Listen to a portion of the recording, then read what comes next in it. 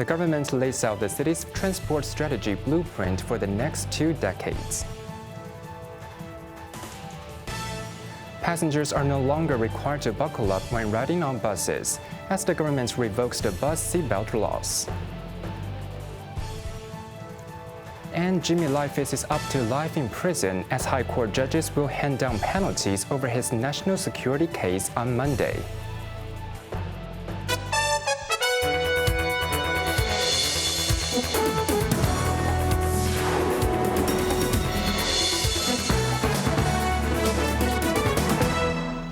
Good evening, you're watching Cable News. I'm Quentin Yan. The full opening of Route 6 this year, along with the first batch of licensed ride-hailing platforms, estimated to start operations as early as the 4th quarter, are among the 25 proposals in the newly unveiled Transport Strategy Blueprint, paving the way for more commuter-friendly and diversified transport in the city. Evelyn Bai tells us more. The Transport Department's 124-page blueprint features 3 themes: enjoyable journeys, well-connected city, and healthy mobility, with 25 proposals. One of the city's most important road infrastructure, the Route 6, linking Yau Ma Tei and Zhongguanou, will be fully opened this year. The blueprint also proposes a new generation of transport interchange hub spanning Hongshui-Q, Santin, and Hongham. The transport chief pledged to improve personalized point-to-point transport services, including bringing forward the long-awaited licensed ride-hailing platforms. We are also working actively according to our targets in order to enable the first batch or the first few ride-hailing platforms to be ready to start or commission their service by the 4th quarter of this year. The government is committed to improving the quality of taxi services and enhancing the passenger experience, Chen added. Later this year, passengers riding on taxis, they will be able to use electronic payment, and the drivers will be required to provide at least 2 such kind of service payments, not only cash. Meanwhile, the department proposes to introduce diagonal crossings at 15 crossroads, including locations near Shekmun Station and Zhongguanou Station. Regarding the southbound travel for Guangdong vehicles scheme, the SAR government and mainland authorities plan to scale up the scheme to more cities within 6 months. The blueprint further proposes advancing autonomous vehicles in a safe and orderly way. Transport Commissioner Angela Lee will chair a working group to review the program and further promote it to commercial operations. Evelyn Bai, Cable News. As the government has scrapped its short-lived rule mandating bus passengers to wear seatbelts, Transport and Logistics Secretary Mabel Chen admitted serious flaws in the legislation and pledged a stricter internal review. The government gazetted the Road Traffic Safety Equipment Amendment Regulation 2026 today, which repeals Section 8D requiring bus passengers to wear seatbelts. Regulations for cars, taxis, and minibuses remain unchanged. Commenting on the issue, Chen admitted the clause was technically deficient and failed to reflect the policy intent of extending seatbelt protection to all buses. She conceded that her team had overlooked these shortcomings and provided unclear explanations, leading to public confusion and divergent interpretations. Facing heavy public and political backlash, Chen stressed that she, as bureau head, bore responsibility and would lead a full review of how seatbelt arrangements on buses are handled. Her team, she said, is now seriously reflecting on the episode and will adopt a more cautious, people-centered approach to future legislation.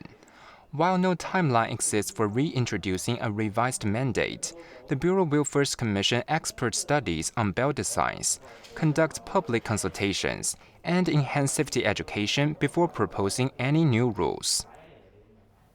The case against media tycoon Jimmy Lai and several co-defendants for alleged collusion with foreign forces has concluded, with sentencing scheduled for next Monday. Jeremy Zhu has more. After 156 days of hearings, Jimmy Lai was found guilty on 2 counts of collusion with foreign forces and 1 count of conspiring to publish seditious material. the court issued an 855-page judgment, naming Lai as the mastermind. It ruled he used Apple Daily to spread political views that incited hatred towards the central government and the SAR.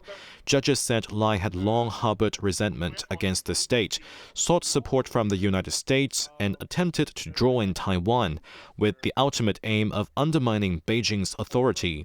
They noted that even after the national security law came into effect, his rhetoric merely softened in tone, but his intent remained unchanged.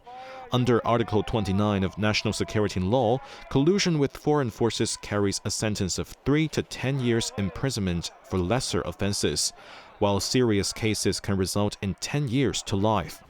Lai's lawyers pleaded for leniency, citing his health. Including 5 accomplice witnesses, the court accepted their testimony as credible. During mitigation, they also requested consideration under the lower sentencing band. Jeremy Zhu, Cable News. A university student who publicly questioned the authenticity of the award-winning artificial intelligence medical platform MediSafe has been arrested on suspicion of doxing. Haley Chung, a 24-year-old City University of Hong Kong student, confirmed on social media that she was arrested yesterday on a charge of disclosing personal data without consent and causing specified harm. She stated the case is now under legal review and declined further comment. The Hong Kong Island Regional Crime Unit has taken over the investigation. Police allege that between June and October 2025, Chung took to social media to review the victim's private details, including name, home, and school addresses. The victim's family reported the incident to the Personal Data Privacy Commissioner last November, prompting a police inquiry. Chen first drew public attention in June by questioning whether MediSafe, developed by a secondary school student, was truly her own work, igniting a public debate over academic integrity and privilege in Hong Kong's innovation contests. The controversy deepened when a U.S. company disclosed it had been paid by the student's mother to develop the platform. Although the parents later agreed to return all awards, they accused Chen of orchestrating an online bullying campaign against their daughter. A power bank caught fire on a crowded train during rush hour this morning, prompting an emergency evacuation of hundreds of passengers at Tsuen Wan West Station. The incident occurred at around 8:30 a.m. aboard a Wukai-bound train on Tuen Ma Line. A portable charger suddenly ignited inside a male passenger's bag, filling the carriage with thick smoke. Alert passengers used an onboard extinguisher to put out the flames before the train arrived at the station. Firefighters later moved the device to the platform for inspection upon arrival at Tsuen Wan West. Initial investigations point to the device overheating as the cause. Meanwhile, approximately 400 people were evacuated to the platform as a precaution. No injuries were reported. As talks between the United States, Russia, and Ukraine concluded in Abu Dhabi, Moscow and Kyiv have agreed to exchange prisoners of war, yet no consensus was reached on territorial disputes or a ceasefire. Jeremy Zhu reports. Buses carrying 157 Ukrainian prisoners of war drove into Ukraine today. Wrapped in national flags, many embraced fellow soldiers, celebrating their return home. Families waited anxiously, clutching photographs of loved ones. Tears and embraces followed as relatives reunited. Ukrainian President Volodymyr Zelensky confirmed the released group included members of the National Guard, other armed units, and 7 civilians. Some had been held captive for more than 4 years. The exchange marks the first such agreement in nearly 5 months. While progress was made, deep divisions remain over land and the prospect of halting hostilities. Zelensky said he has received a full report from negotiators and hinted that the next round of talks could take place in the United States. He stressed Ukraine is now open to practical solutions but will not allow Russia to gain advantage.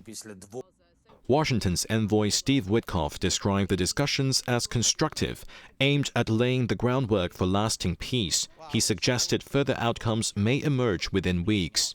Russia's defense ministry confirmed 157 of its own personnel and citizens have also been returned, calling the negotiations a positive step. Separately, the U.S. military announced that Washington and Moscow have agreed to resume high-level defense dialogue for the first time since the war began. Officials emphasized that continued communication between the two forces is vital for global stability and peace. Jeremy Chu, Cable News. Breaking diplomatic convention, United States President Donald Trump has issued a complete and total endorsement of Japanese Prime Minister Naito Takaichi just days before a critical national election in Japan. On his Truth Social platform, Trump praised Takaichi as a strong, powerful, and wise leader, and announced plans to welcome her to the White House for a summit on March 19th. The public backing of a foreign candidate by a sitting U.S. president is rare, but fits a pattern for Trump, who has similarly endorsed leaders like Argentina's Javier Milei and Hungary's Viktor Orban. Referring to his visit to Japan last year, Trump said he was extremely impressed with Takaichi, notably highlighting a trade deal they reached wherein Japan would invest $550 billion in the U.S. in exchange for Washington lowering import levies to 15%.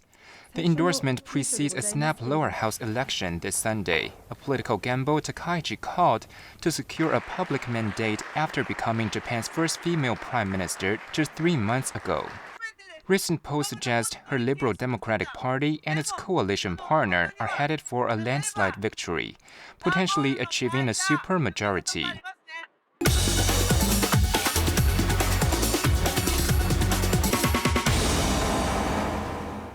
A residential site in Nato Kok has attracted 9 bids as it closes tender today, with market sentiment stabilizing, adding to the fact that the plot benefits from a fully developed vicinity. It could see some competitive bidding. Best Learn reports.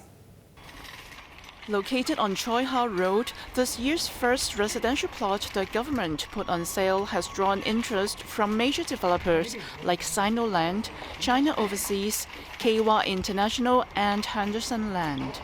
The 33,713 square feet site, formerly the Marino Secondary School and later used as Hong Kong Customs Training and Youth Center, is located within a mature district adjacent to the Kowloon Bay MTR catchment, with a fully developed ecosystem of retail, community facilities, daily services, and transport networks.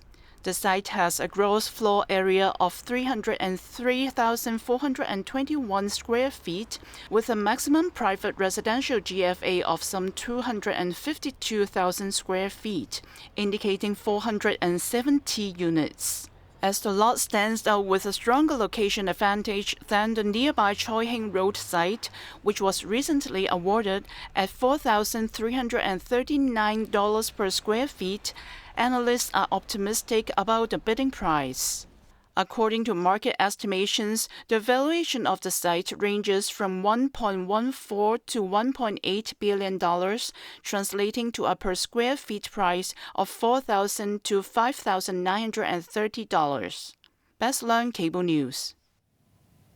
Now let's take a look at the stock market.